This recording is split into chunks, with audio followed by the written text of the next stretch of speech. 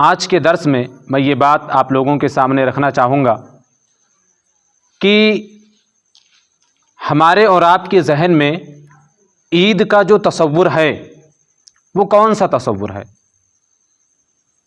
کیا عید صرف سوئیاں کھانے کا نام ہے؟ کیا عید صرف نئے کپڑوں کو زیبتن کرنے کا نام ہے؟ کیا عید ایک دوسرے کو رسماً گلے لگانے کا نام ہے؟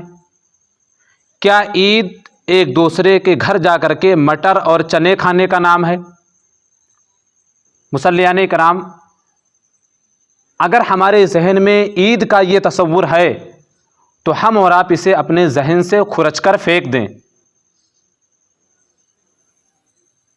عید سوئیاں کھانے کا نام نہیں ہے، عید نئے کپڑوں کو پہننے کا نام نہیں ہے۔ حضرت علی رضی اللہ تعالیٰ عنہ فرمایا کرتے تھے کہ عید اس کے لیے ہے جس کے روزوں کو اللہ تعالیٰ نے قبول کر لیا ہو، عید کا دن اس کے لیے ہے جس کے قیام کو، جس کی تراویح کو اللہ رب العالمین نے منظور کر لیا ہو، اور ہر وہ دن جس میں بندہ کوئی اللہ کی نافرمانی نہ کرے وہ دن اس بندے کے لیے عید کا دن ہوتا ہے۔ شاعر کہتا ہے لیس العید لمن لبس الجدید انما العید لمن خاف الوعید۔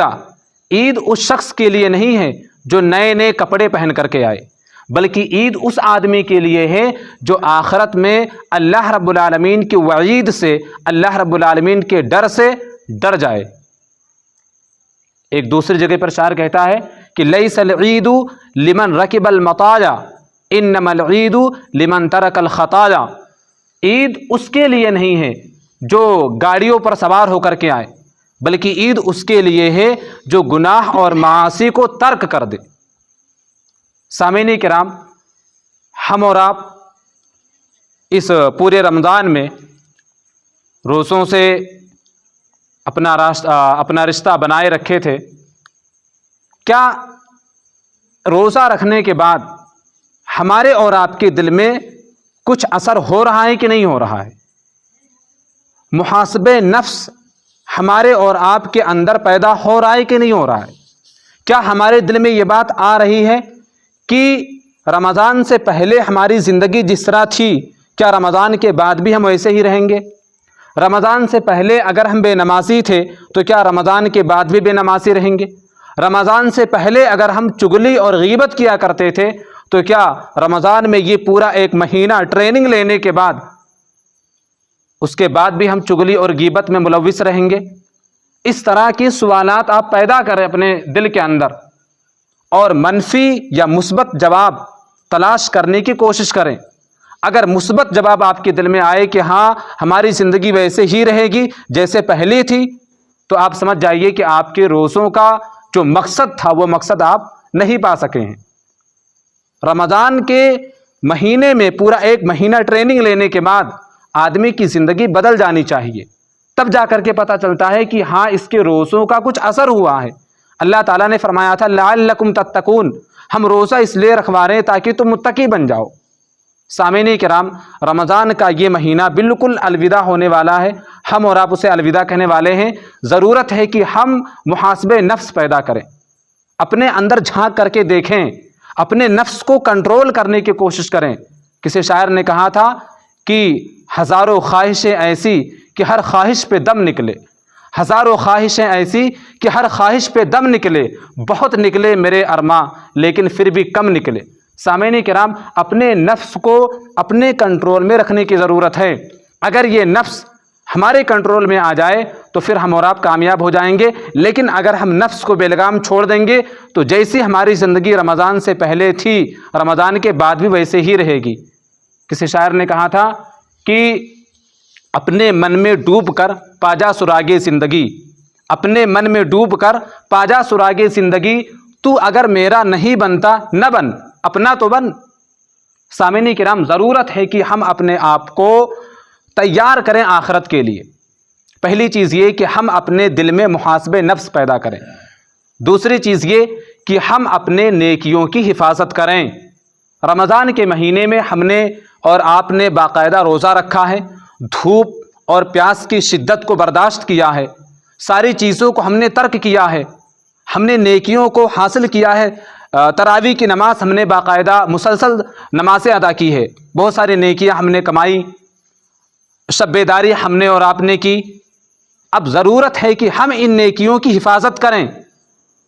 حدیث مفلس آپ کو معلوم ہوگی، آپ نے سنا ہوگا کہ قیامت کے دن ایک آدمی ایسا ہوگا جس کے پاس بہت ساری نیکیاں ہوں گی، نیکیوں کا پہاڑ ہوگا، لیکن اس نے دنیا کے اندر رہ کر کے کسی کو گالی دی ہوگی، کسی کی غیبت کی ہوگی، کسی پر ظلم کیا ہوگا، کسی کی زمین ناحق ہڑپی ہوگی۔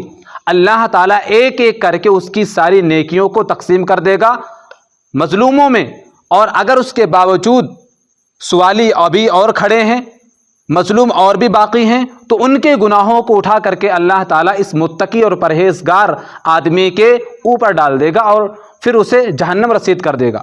سامعین کرام، ہمیں اپنے نیکیوں کی حفاظت کرنے کی ضرورت ہے۔ ہم نے جو محنت کر کے نیکیاں کمائی ہیں، رمضان کے بعد 11 مہینے ہم بالکل محتاط رہیں کہ ہم سے کوئی ایسا کام نہ ہو جس کی وجہ سے کل قیامت کے دن ہماری نیکیاں اس کے حق میں چلی جائیں۔ یہ دوسری چیز۔ تیسری بات یہ کہ ہم نیکیوں پر مداومت اور کنٹینیو نیکیاں کرنے کی کوشش کریں، یعنی ہم نے اور آپ نے رمضان کے مہینے میں نمازوں کی حتی الامکان پابندی کی ہے، اسی طرح سے روزے رکھے ہیں، غیبت اور چغلی سے ہم اور آپ دور رہا کرتے تھے کیونکہ رمضان کا مہینہ ہے، ہمارے اور آپ کے ذہن میں یہ بات رہا کرتی تھی۔ سامعین کرام، میں گزارش کروں گا کہ رمضان کے مہینے کے بعد بھی ہمارے ذہن میں یہ بات ہونی چاہیے کہ ہم کسی کی غیبت نہ کریں، کسی کی چغلی نہ کریں، کسی کو ماریں نہ، کسی پر ناحق ظلم نہ کریں۔ جیسے ہم رمضان کے مہینے میں منہیات سے، حرام کاموں سے دور رہا کرتے تھے، رمضان کے مہینے کے بعد بھی ان چیزوں سے دور رہنے کی کوشش کریں۔ چوتھی بات یہ جو مجھے کہنی تھی وہ یہ کہ ایک ایسی چیز جس کی طرف ہماری اور آپ کی توجہ نہیں جاتی ہے، اس کی طرف جانی چاہیے، وہ یہ ہے کہ شوال کے 6 روزوں کی پابندی کرنے کی کوشش کریں۔ اس کی بہت زیادہ فضیلت ہے۔ اللہ کے نبی صلی اللہ علیہ وسلم نے فرمایا، من صام رمضان ثم اتبعہ 6 من شوال کان کصیام الدہر، جس نے رمضان کا مہینہ رکھا اور پلس میں شوال کے 6 روزے رکھے تو گویا کہ اس نے پورا سال روزہ رکھا۔ کس طرح سے میں آپ کو بتاؤں حساب لگا کر کے، وہ اس طرح کہ ایک مہینہ ہم نے اور آپ نے روزہ رکھا، اللہ تعالیٰ ایک کا بدلہ 10 کر دیتا ہے، تو ہم نے ایک مہینہ روزہ رکھا یعنی ہم نے 10 مہینے روزے رکھے، ٹھیک ہے۔ اب شوال میں اگر ہم 6 روزے رکھیں گے تو وہ 2 مہینوں کے برابر ہوں گے۔ کس طرح؟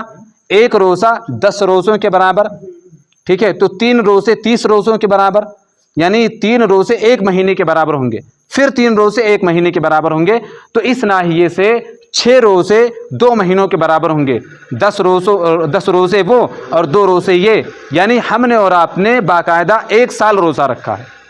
ضرورت ہے کہ ہم اور آپ شوال کے 6 روزوں کو رکھنے کی کوشش کریں۔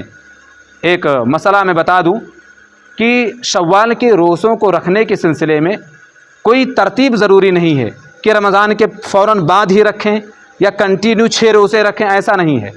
پورے مہینے میں آپ کو 6 روزہ رکھنا ہے، کبھی چھوڑ کر کے رکھیں، کبھی کچھ، یعنی 30 دن میں آپ کو 6 روزہ رکھنا ہے۔ آپ کبھی بھی چھوڑ کر کے بھی رکھ سکتے ہیں اور چاہے تو کنٹینیو بھی رکھ سکتے ہیں۔ تو یہ چند باتیں تھیں جو مجھے کہنی تھی، اس لیے کہ یہ عید کے تعلق سے باتیں تھیں، یہ باتیں مجھے عید کے دن کہنی تھی، لیکن سمجھ لیجئے کہ میں عید کے دن ایک الگ اور خاص موضوع پر بات کرنے کی کوشش کروں گا، کیونکہ خواتین بھی ہوں گی، آپ لوگ بھی ہوں گے، ذمہ داران بھی ہوں گے، بھائی بہن سارے لوگ ہوں گے، تو وہاں پر میں نے کچھ الگ باتیں سوچ رکھی تھی۔